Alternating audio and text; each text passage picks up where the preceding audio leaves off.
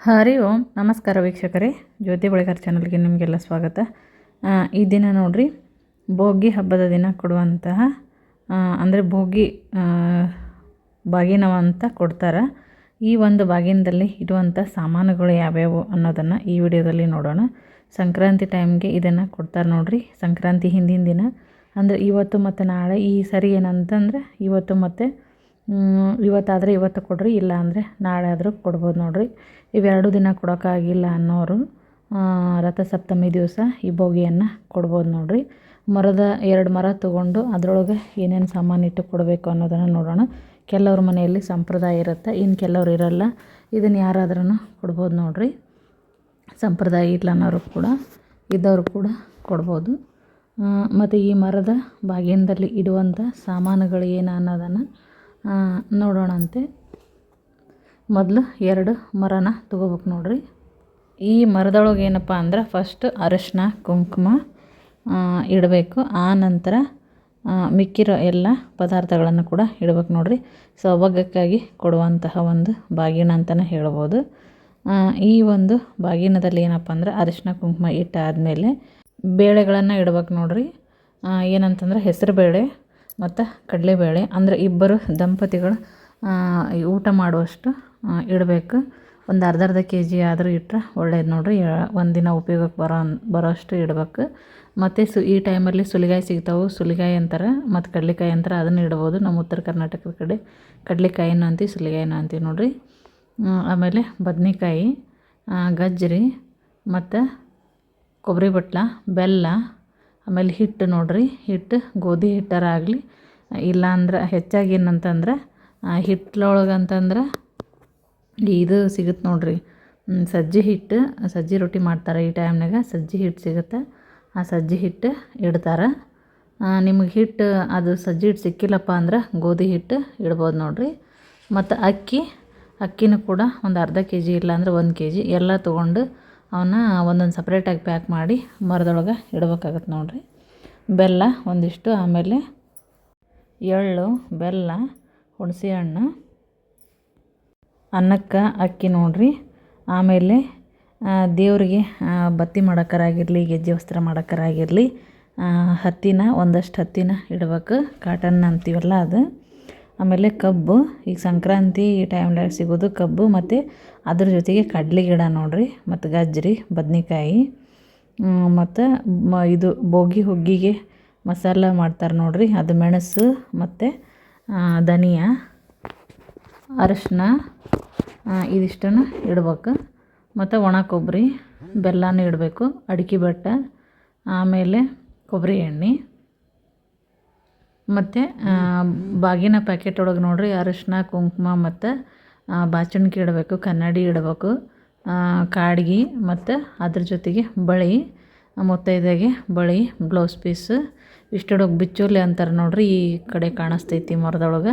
ಈ ಥರ ಎಲ್ಲನೂ ಪ್ಯಾಕ್ ಮಾಡಿ ಇಡಬೇಕು. ಜೀರಿಗೆ, ಮೆಣಸು ಇವಿಷ್ಟನ್ನು ಇರಬೇಕು. ಹೇಳೋದು ಹಿಂದೆ ಮುಂದೆ ಆಗಿದ್ರೆ ಹೆಚ್ಚು ಕಮ್ಮಿ ಎಲ್ಲ ಹೇಳ್ತೀನಿ ನೋಡ್ರಿ. ಅಂದ್ರೆ ನಾವು ದಿನ ಬಳಸುವಂತಹ ಪದಾರ್ಥಗಳನ್ನು ಇರ್ತಾವೆ ನೋಡ್ರಿ. ಅವ್ರಿಗೆ ಇಬ್ಬರಿಗೆ ಅಂದರೆ ದಂಪತಿಗಳಿಗೆ ಊಟ ಮಾಡುವಷ್ಟು ಇಡಬೇಕು ಅಂತ ಹೇಳ್ತಾರೆ. ಮತ್ತು ಹುಣಸೆ ಹಣ್ಣು, ಆಮೇಲೆ ದೇವ್ರ ದೀಪಕ್ಕೆ ಉಪಯೋಗಿಸುವಂಥ ಬತ್ತಿ ನೋಡ್ರಿ. ಇವಿಷ್ಟು ಇಡಬೇಕಾಗಿರೋಂಥ ಅಕ್ಕಿ ಬೇಳೆ ಇದೆಲ್ಲ ಹೇಳಿದ್ದೀನಿ. ಮತ್ತು ಹಣ್ಣುಗಳು, ಈ ಸೀಸನ್ನಾಗ ಏನು ಹಣ್ಣು ಸಿಗ್ತಾವೆ ನೋಡ್ರಿ, ಆದಷ್ಟು ಕೆಲವೊಂದು ಹಣ್ಣುಗಳನ್ನು ಇಡುವಂಥದ್ದು. ಮತ್ತು ಹಾಲು, ಮೊಸರು. ಈ ಮರದೊಳಗನ ಒಂದು ಬ್ಲೌಸ್ ಪೀಸ್, ಮತ್ತು ಅದರೊಳಗೆ ಅಡಿಕೆ, ನಿಮಗೆ ಸಾಧ್ಯ ಆದಷ್ಟು ದಕ್ಷಿಣ, ಅರಿಶಿನ ಕೊಂಬ ಅದರ ಜೊತೆಗೆ ಇಡಬೇಕು. ಈ ಎಲ್ಲ ಇಟ್ಟು ಇದನ್ನು ಸಿದ್ಧ ಮಾಡ್ಬೇಕು ನೋಡ್ರಿ ಮೊದಲು. ಮಾಡಿ ಆ ನಂತರ ಏನಪ್ಪ ಅಂತಂದ್ರೆ ಇನ್ನೊಂದು ಮರ, ಅಂದ್ರೆ ಮರ ಅಂತಂದ್ರೆ ಹಳೆ ಮರನ ತೊಗೋಬೇಕು, ಹೊಸದು ತೊಗೋಬೇಕಂತ ಏನಿಲ್ಲ. ಮತ್ತು ಹಿಂಗು, ಎಣ್ಣೆ, ತುಪ್ಪ ಇದಿಷ್ಟನ್ನು ಕೂಡ ಇಡಬೇಕು. ಮತ್ತು ಲವಂಗ, ಅಂದ್ರೆ ನೀವು ಈ ಧನುರ್ಮಾಸದೊಳಗೆ ಹುಗ್ಗಿಗೆ ಅಂತ ಬಳಸುವಂಥ ಹುಗ್ಗಿಗೆ ಏನೇನು ಬಳಸುವಂಥ ಪದಾರ್ಥ ಇರ್ತವೆ ನೋಡ್ರಿ, ಅವನಷ್ಟು ಇಡಬೇಕು. ಇಟ್ಟು ಆ ನಂತರ ನೋಡ್ರಿ ಮರಕ್ಕೆ ಏರ್ಸೋಕೆ ಗೆಜ್ಜೆ ವಸ್ತ್ರನೂ ಇಟ್ಕೊಂಡಿರ್ಬೇಕು ಹತ್ರ. ಆಮೇಲೆ ಇವೆಲ್ಲ ಸಿದ್ಧಪಡಿಸಿದ ಮೇಲೆ 2 ದೀಪವನ್ನು ಹಚ್ಚಿಡ್ಬೇಕು. ಒಂದು ಮಣಿ ಮೇಲೆ ರಂಗೋಲಿ ಹಾಕಿ ಆ ಕಡೆ ಈ ಕಡೆ 2 ದೀಪವನ್ನು ಇಟ್ಟು ಅದ್ರ ಮೇಲೆ ಈ ಒಂದು ಮರವನ್ನು ಇಟ್ಟು, ಈಗೇನು ನಾವು ಹೇಳಿದ್ನೆಲ್ಲ ಇವಿಷ್ಟು ಪದಾರ್ಥಗಳು ಅದರೊಳಗೆ ಅದನ್ನು ಇಟ್ಟು ಅದ್ರ ಮೇಲೆ ಇನ್ನೊಂದು ಮರವನ್ನು ಮುಚ್ಚಬೇಕು ನೋಡ್ರಿ. ಮುಚ್ಚಿ ನೀವು ಮುತ್ತೈದೆಗೆ ಇದನ್ನು ಕೊಡಬೇಕು. ಬಾಗಿನವನ್ನು ಸಂಕ್ರಾಂತಿ ಬಾಗಿನ ಅಂತ ಕರೀತಾರೆ ಇದಕ್ಕೆ.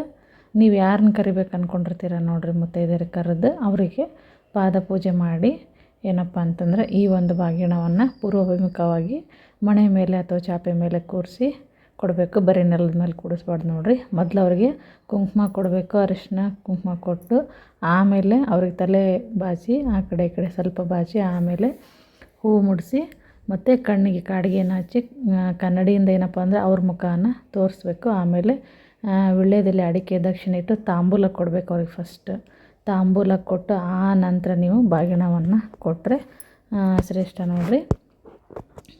ಈ ಥರ ಮತ್ತು ಆಮೇಲೆ ಕೊಡುವವರ ಸೆರಗು ಮತ್ತು ಇಸ್ಕೊಳ್ಳೋರ ಸೆರಗು ಮರದ ಬಾಗಿಣದ ಮೇಲೆ ಹರಡಿ 3 ಬಾರಿ ತೂಗಬೇಕು. ಮರನ ತೂಗಿ ದಾನವನ್ನು ಕೊಡಬೇಕು. ಆನಂತರ ಮರದ ಬಾಗಿಣದ ಮೇಲಿನ ಮರವನ್ನು ತೆಗೆದು ಮುತ್ತೈದೆಗೆ ತೋರಿಸ್ಬೇಕು. ತೋರಿಸಿ ನಂತರ ಏನಪ್ಪ ಅಂದ್ರೆ ಮುತ್ತೈದೆಗೆ ನಮಸ್ಕರಿಸಿ ಅವ್ರ ಆಶೀರ್ವಾದವನ್ನು ತೊಗೋಬೇಕು ನೋಡಿರಿ. ಮತ್ತು ಅದ್ರ ಜೊತೆಗೆ ನೋಡಿರಿ ಒಂದು ಸೀರೆ ಬ್ಲೌಸ್ ಪೀಸರ ಕೊಡ್ಬೋದು. ನಿಮ್ಗೆ ಆಗಿಲ್ಲ ಅಂದ್ರೆ ಬರೀ ಬ್ಲೌಸ್ ಪೀಸನ್ನು ಕೊಡ್ಬೋದು. ಸೀರೆ ಕೊಟ್ರೂ ಒಳ್ಳೇದು ನೋಡಿರಿ. ಚಕ್ಕಿ ಲವಂಗನೂ ಕೂಡ ಕೊಡ್ಬೋದು. ಮತ್ತು ಇನ್ನೊಂದು ನೋಡಿರಿ ಅದರ ಜೊತೆಗೆ ಕುಂಬಳಕಾಯಿ ಸೀಸನ್ನಿಗೆ ಸಿಗುವಂಥ ಅವ್ರೆಕಾಯಿ ಅವನು ಕೂಡ ಕೊಡ್ಬೋದು ನೋಡಿರಿ. ಹಣ್ಣುಗಳು ಒಂದಷ್ಟು ಹಣ್ಣುಗಳು ನಿಮ್ಗೆ ಯಾವ್ದು ಸಾಧ್ಯನೋ ಆ ಹಣ್ಣುಗಳನ್ನು ಕೊಡಬೇಕು. ಎಷ್ಟು ತರಕಾರಿನಾದರೂ ಕೊಡ್ಬೋದು ನೋಡಿರಿ. ನೀವು ಸ್ನಾನ ಮಾಡೋಕ್ಕಿಂತ ಮುಂಚೆ ಮುತ್ತೈದೆಯರನ್ನ ಕರೆದು ಇದನ್ನು ಕೊಟ್ಬಿಟ್ಟು ಆಮೇಲೆ ನೀವು ಸ್ನಾನವನ್ನು ಮಾಡ್ಕೊಳ್ಳೋವಂಥದ್ದು. ತಲೆಗೆ ಎಣ್ಣೆಯನ್ನು ಹಾಕ್ಕೊಂಡು ಸ್ನಾನವನ್ನು ಮಾಡ್ಕೊಳ್ಳೋವಂಥದ್ದು ಇರುತ್ತೆ ನೋಡಿರಿ. ಭಾಗ್ಯವನ್ನು ತಂದು ಕೊಡ್ತದೆ ನೋಡಿರಿ. ಈ ಥರ ನೀವು ಕೊಡೋದ್ರಿಂದ ಎಲ್ಲ ಒಳ್ಳೆಯದೇ ಅಂತಲೇ ಹೇಳ್ಬೋದು ನೋಡಿರಿ. ಮತ್ತು ಕೊಡುವಾಗ ತಗೊಳ್ಳುವಾಗ ಹೇಳುವಂತಹ ಮಂತ್ರವನ್ನು ಕೂಡ ಹೇಳ್ತೀನಂತೆ. ಮತ್ತು ಅದರ ಜೊತೆಗೆ ನೋಡಿರಿ ಈ ಬಾಗಿನ ತಗೊಳ್ಳೋರು ಮಂತ್ರ ಮತ್ತು ಕೊಡುವವರು ಯಾವ ಥರ ಮಂತ್ರ ಹೇಳಬೇಕು ಮತ್ತು ಯಾವ ಥರ ಕೊಡಬೇಕು ಅನ್ನೋದನ್ನು ಈ ಮರದ ಈಗ ಎಲ್ಲ ಇಟ್ಟಾದಮೇಲೆ ಅದ್ರ ಮೇಲೆ ಮುಚ್ಚಾದಮೇಲೆ ಅದಕ್ಕೆ ಏನಪ್ಪ ಅಂತಂದ್ರೆ ಗೆಜ್ಜೆ ವಸ್ತ್ರ ಎಲ್ಲ ಏರಿಸಿ ಪೂಜೆ. ನೀವು ಹಳೆ ಮರನ ಉಪಯೋಗಿಸೋದು ನೋಡಿರಿ. ಇದಕ್ಕೇನು ಹೊಸ ಮರ ಬೇಕಂತಿಲ್ಲ. ಈ ಥರ ಅದನ್ನು ಮುಚ್ಚಿಬಿಟ್ಟು ಆಮೇಲೆ ಈ ಥರ ಮೇಲೆ ಸ್ವಸ್ತಿಕೆಲ್ಲ ಬರೋದು ಅರಶಿನ ಕುಂಕುಮದಿಂದ ಪೂಜೆಯನ್ನು ಮಾಡಿ ಗೆಜ್ಜೆ ವಸ್ತ್ರವನ್ನು ಏರಿಸ್ಬೇಕು. ಆ ನಂತರ ಮುತ್ತೈದೆಗೆ ಕೂರಿಸ್ಬಿಟ್ಟು ಕೊಡುವಂಥದ್ದು ನೋಡಿರಿ. ಈ ಒಂದು ಬಾಗಿನವನ್ನು ಕೊಡುವವರ ಮತ್ತು ಪಡೆದುಕೊಳ್ಳೋರ ಸೆರಗೇನಪ್ಪ ಅಂದ್ರೆ ಮರದ ಬಾಗಿನದ ಮೇಲೆ ಹರಡ್ಬೇಕು ನೋಡಿರಿ. ಯಾಕಪ್ಪ ಅಂತಂದ್ರೆ ಸೀರೆಯ ಸೆರಗಿನ ಅಂಚಿನಲ್ಲಿ ಏನಂದ್ರೆ ಲಕ್ಷ್ಮೀ ದೇವಿ ಇರ್ತಾಳ ಅಂತಂದು ಹೇಳ್ತಾರೆ.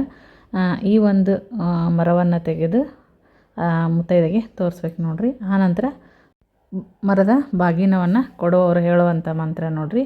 ರಾಮಪತ್ನಿ ಮಹಾಭಾಗೆ ಪುಣ್ಯಮೂರ್ತಿ ನಿರಾಮಯೇ ಮಾಯಾದತ್ತಾನಿ ಶೂರ್ಪಾಣಿ ತ್ವಯಾ ಸ್ವೀಕೃತ ಜಾನಕಿ ಅಂತ ಹೇಳಬೇಕು. ಮತ್ತು 3 ಸಾರಿ ತೂಗಬೇಕು ನೋಡಿರಿ ಆ ಮರವನ್ನು. ನಂತರ ಮರದ ಬಾಗಿನ ಪಡೆಯುವವರು ಹೇಳುವಂಥದ್ದು ರಾಮಪತ್ನಿ ಮಹಾಭಾಗೆ ಪುಣ್ಯಮೂರ್ತಿ ನಿರಾಮಯೇ ತ್ವಯಾ ದತ್ತಾನಿ ಶೂರ್ಪಾಣಿ ಮಾಯಾ ಸ್ವೀಕೃತ ಜಾನಕಿ ಅಂತ ಹೇಳಬೇಕು ನೋಡಿರಿ. ಇದಿಷ್ಟು ಏನಪ್ಪ ಅಂತಂದ್ರೆ ಕೊಡುವವರು ಮತ್ತು ಹೇಳುವವರು ಮಂತ್ರ. ಅದನ್ನು ಡಿಸ್ಕ್ರಿಪ್ಷನಲ್ಲಿ ಹಾಕಿರ್ತೀನಿ ನೋಡಿರಿ, ಚೆಕ್ ಮಾಡ್ಕೊಳ್ರಿ. ಆ ಕಡೆ ಅವರು ಈ ಕಡೆ ಇವರು ಇಬ್ಬರೂ ಹಿಡ್ದಿರ್ಬೇಕು ನೋಡಿರಿ ಮರವನ್ನು. ನೀವು ಯಾರಿಗೆ ಕೊಟ್ಟಿರ್ತೀರ ನೋಡಿರಿ ಅವರಿಂದ ಆಶೀರ್ವಾದವನ್ನು ಪಡ್ಕೋಬೇಕು. ಕೊಟ್ಟರೆ ನಿಮಗೂ ಕೂಡ ಪುಣ್ಯ ಲಭಿಸುತ್ತೆ ಅಂತಲೇ ಹೇಳ್ಬೋದು. ಇದಿಷ್ಟನ್ನು ಮಾಡ್ಬೇಕು ನೋಡಿರಿ. ಭೋಗಿಯ ಒಂದು ಆಚರಣೆ ಅಂತಲೇ ಹೇಳ್ಬೋದು. ವಿಡಿಯೋ ಹಾಕೋದು ಲೇಟ್ ಆಯಿತು. ಮತ್ತು ಈ ಒಂದು ಮಾಹಿತಿ ಯಾರಿಗೆಲ್ಲ ಇಷ್ಟ ಆಗಿದೆ ವಿಡಿಯೋಕ್ಕೊಂದು ಲೈಕ್ ಕೊಡಿರಿ, ಶೇರ್ ಮಾಡಿರಿ, ಹಾಗೆ ಕಮೆಂಟ್ ಹಾಕಿರಿ. ಇನ್ನು ಯಾರು ನಮ್ಮ ಚಾನಲ್ಲಿ ಸಬ್ಸ್ಕ್ರೈಬ್ ಆಗಿಲ್ಲ ಸಬ್ಸ್ಕ್ರೈಬ್ ಆಗೋದನ್ನು ಮರಿಬೇಡ್ರಿ. ಮತ್ತೆ ಹೊಸ ಮಾಹಿತಿಯೊಂದಿಗೆ ಮುಂದಿನ ವಿಡಿಯೋದಲ್ಲಿ ಸಿಗ್ತೀನಿ. ವಿಡಿಯೋ ನೋಡಿದ್ದಕ್ಕಾಗಿ ಎಲ್ಲರಿಗೂ ಧನ್ಯವಾದಗಳು.